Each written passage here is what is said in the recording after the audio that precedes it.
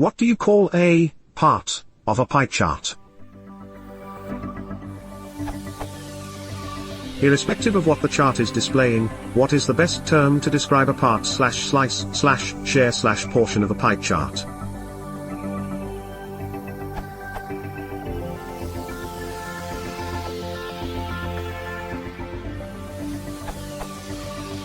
The correct term is slice, fitting the pie metaphor.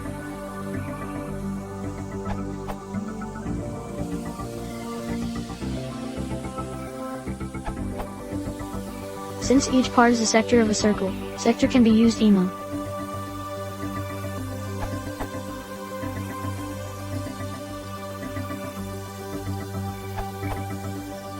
I think the word segment would usually be used.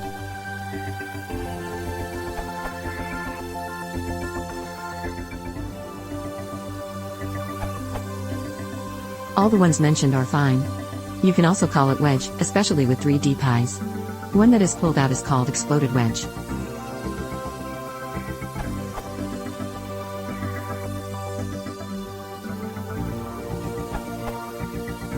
Others have mentioned it, but the first word that came to my mind was sector.